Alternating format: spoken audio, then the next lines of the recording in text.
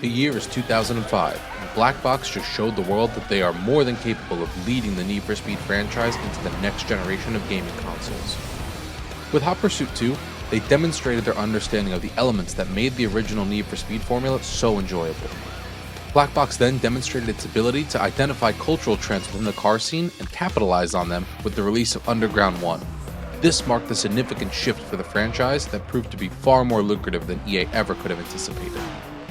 They demonstrated to the world that a sequel is more than just a capitalization on a successful release, as seen in Underground 2, with its expansive open-world map and even more elaborate customization options.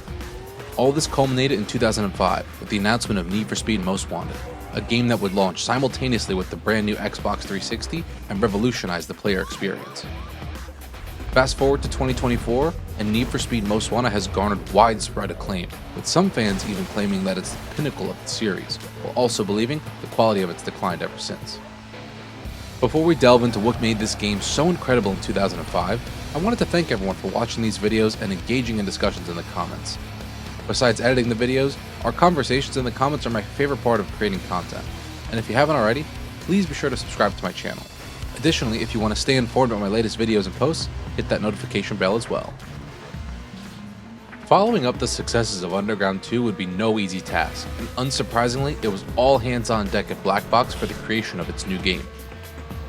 While there are many rumors surrounding the development of Most Wanted, most sources tend to suggest that the conceptualization of the game actually began after Underground, where Black Box apparently wanted to split the franchise between the tuner-focused night street racing of Underground and the pursuit chases with exotic cars of Hot Pursuit.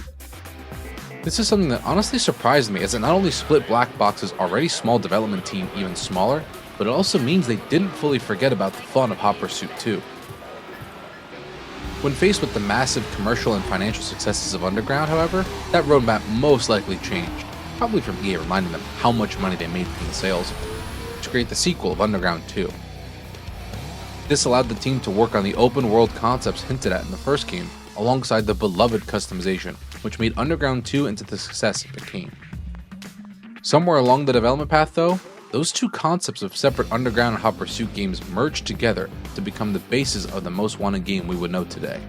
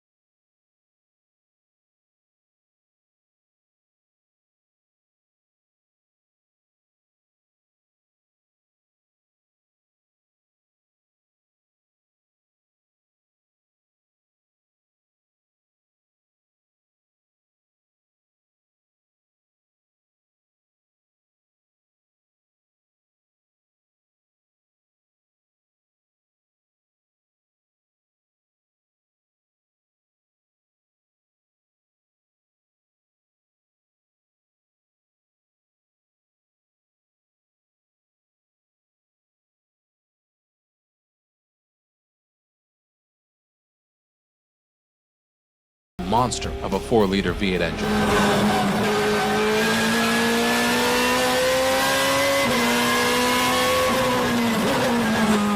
That's the sound you might already be imagining in your head as I mentioned the word M3 GTR. The real-life M3 GTR was specifically designed by BMW to humiliate Porsche and its 911 on the track. But in Most Wanted, it's tailored for you to become the top driver on the blacklist. But that dream is short-lived after your newfound rival and certified jerk, Razor, decides to cheat on you in your race against him, leading to you not only losing that race, but your beloved M3 as well. Thank you for the ride. Now you're doubly invested in making your way through the 15 blacklist racers to both get your car back and shut Razor up as you get closer and closer to him once more. Again, it's not really the deepest storyline you'll ever see, but it's one that really encourages you to keep racing and to progress no matter what. I also do enjoy the mystique behind whether or not your character is the same one as the previous Underground games. Well, look what the Underground let loose. Let's see how good you do in the daylight. While the dialogue you encounter is a bit cringeworthy, Hey, where's your fancy ride? Who cares?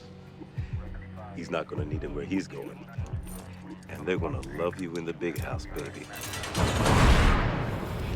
the cutscenes and acting is honestly a breath of fresh air over the comic book styling or the computer designed characters of the last game. The actors and actresses also really help bring the game world to life with the performances of Sergeant Cross, played by Dean McKenzie, Mia, played by Josie Marin, and of course everyone's favorite cheater, Razor, played by Derek Hamilton, building up the world around you. In between these live-action cutscenes, you'll also encounter the very mid-2000s licensed soundtrack with enough teenage angst to match the dingy city around you. While the popular hip-hop introduced in Underground is still present, songs like Do Ya Thang by T.I. and Ninth Thou by Styles of Beyond flow better into tracks like One Good Reason by Cell Dweller than Sly Boogie That's My Name could ever. The whole soundtrack is another masterclass in the audio department of Black Box, and it really enhances the driving experience overall. Pulling back the curtain a little bit, when recording these videos, I try to adjust the EA Tracks volume to the point where I can still hear it while playing, but low enough that it's inaudible during editing. To me, music is absolutely integral to my playthroughs, and it's also why I love to carve out a section of the video to give credit where it's due. If you played Black Box's last 3 works in the Need for Speed franchise before picking up Most Wanted, then what you'll feel is that this game is a culmination of the hard work that led up to this moment. During the prologue races, you'll immediately notice that this game has an incredible sense of speed, matched only by the unreal level of grip these cars now have. For me, Most Wanted handling is the peak of the franchise, as the driving experience has you put right on the edge of control when you're at your top speeds during a race. It also helps that this arcade racer still allows you to do arcade racer things, like slam into breakable light posts, signs, and small trees, without major penalties to performance.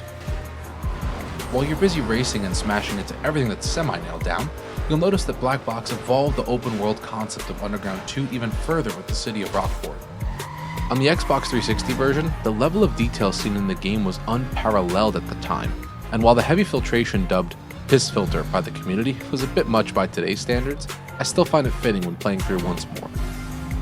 The city is broken up into 3 distinct areas, with Rosewood, Camden Beach, and downtown Rockport, with each area having a plethora of unique structures, pursuit breakers, and shortcuts available to you. Another welcome return from a previous game would be the reintroduction of exotic and muscle cars into the franchise, with brands like Lamborghini, Porsche, and Mercedes returning alongside muscle cars like the Ford Mustang and Pontiac GTO. Besides bringing over exotic cars from Hot Pursuit 2, Black Box also reintroduced the series to police chases, but of course in a much bigger way, which we'll get to soon. One significant drawback compared to the previous 2 games is the car customization options available to players. Underground introduced us to the exhilarating world of aftermarket parts and neon lights, which was a lot of fun. Underground 2 further expanded upon this concept by making your car's star rating an integral part of your gameplay. However, for Most Wanted, these features took a backseat to the primary focus of racing and evading the cops.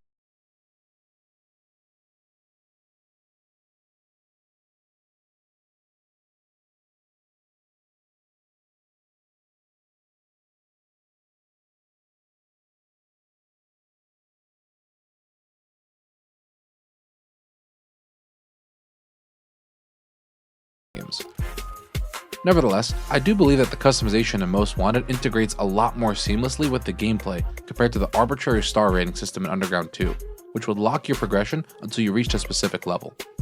In contrast, customization in Most Wanted lowers your heat rating, which keeps the cops off your back during races, providing a much more dynamic and engaging experience with the mechanic. The story's progression has been significantly improved, and it helps drive the narrative better than before. Racers in Rockport are now centered around the Blacklist 15, which feels like an evolution of those old leaderboards back in Underground. But unlike Underground, each racer has a bio detailing their racing strengths, personalities, and they have unique cars with one-off liveries alongside distinctive introductions to their boss battles. However, before reaching these showdowns, players must complete a member's required number of races.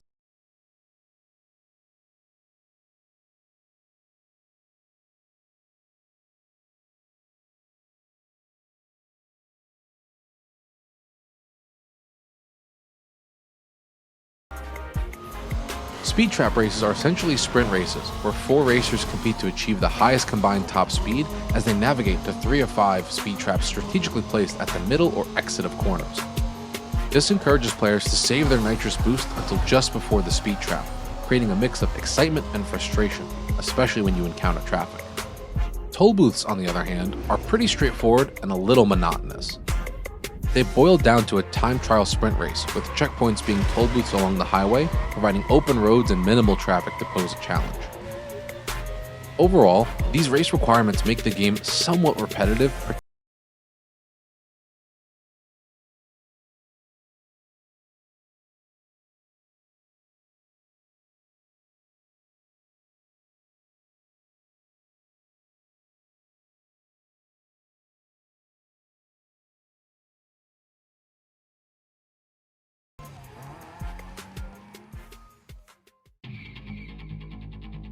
On paper, the milestone challenges and bounty system seem just as repetitive as the various races you need to complete.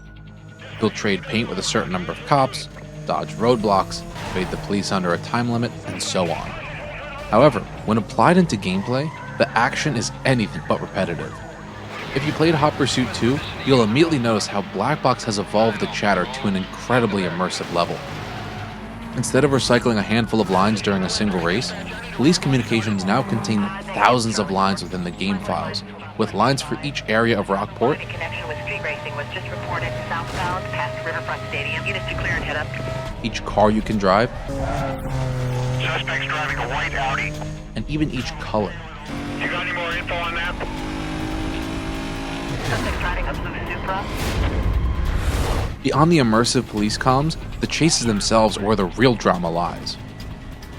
Your heat level starts at 1 and rises all the way to 5, with the number of cars chasing you and the force's tactics escalating alongside each level. So I may have been a bit misleading. Your first 2 heat levels can be a little tedious.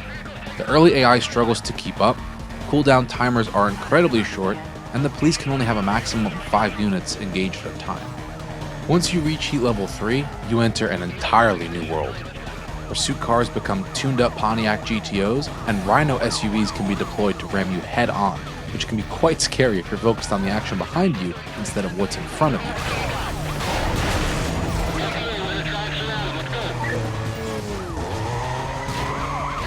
Beyond heat level 3 lies a world of hurt as Sergeant Cross and the entire Rockport Police Department stop at nothing to put an end to the blacklist racers. State GTO units get updated to federal Corvettes, which are just as fast as your endgame exotic cars and twice as tough, and they seemingly swarm out of nowhere, making evasion incredibly tricky. This is where the fun lies within Most Wanted's pursuit system. During every playthrough, I often try to be as efficient as possible when completing milestone tasks during 1 to 2 pursuits. That leads to moments in game where I may want to back out of a chase before the heat level ticks over, but I try to hedge my bets and keep going, as I'm so close to completing my final challenge. My gambling, however, often turns a 10-minute police chase into a 30-minute ordeal in the top 5 of the blacklist, as heat levels increase by 4, helicopters join in on the fun, which means that they hang around long enough for backup of 15 to 20 units to arrive. If you manage to survive the endless number of cruisers and the equally endless budget of the RPD, you're rewarded with a receipt that displays the total damage and bounty you've earned, along with a heat level that will permanently damage your car. And if you fail to escape, you're not just slowed down like in Hot Pursuit 2, you're taken down hard, and the consequences are captured in a dash cam-like view. Beyond that police brutality, you also lose any progress you've made towards your milestone challenges, and your car gets an impound strike. 3 of those impound strikes means you'll either lose your car or the entire game if you don't have any other vehicles to continue with. Alongside the carried over concept of radio chatter from Hot Pursuit 2, Black Box also expanded the tools you have in fighting back against the cops. Beyond my favorite move of faking out the police to crash into a wall, you have a ton of tools at your disposal all around Rockport in the form of pursuit breakers. These breakers vary from rebar structures near buildings, huge water towers, exploding gas stations, and more. Most of the pursuit breakers are scattered within the tighter streets of the city, which means you'll need to venture off the predictable flow of the highways when it's time to wind down your pursuit. This heightens your risk of a blind rhino attack or a random spike strip showing up when you least expect it. Adding to this is the beautifully crafted score composed by Paul Linford that changes alongside your pursuit. Narrowly avoiding spike strips and coming within millimeters of a heavy SUV is as tense enough as it is, but the score elevating in pace alongside these moments send your heart rate soaring, as well as keeps you coming back for more.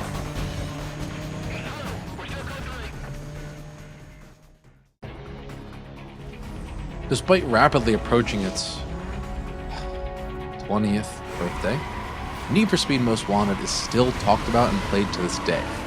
Numerous mods for the PC version of the game have been made, ranging from definitive experiences like the Redux mod to outright silly versions with the popular Pepega mod, which feels like a trip on some incredibly strange substances. But at the core of it all is the Need for Speed Most Wanted that we all know and love from 2005. In spite of the issues with rubber banding AI, minimal cash payouts, and sometimes tedious races, I really still look forward to replaying this game, whether it's to film content for a video like this, or just to play it when there's something else in my library that interests me at the moment. It's clear that Most Wanted was the peak of this franchise under Black Box's control, and many wondered how they could keep improving each game in such a short time window in an annual development release cycle.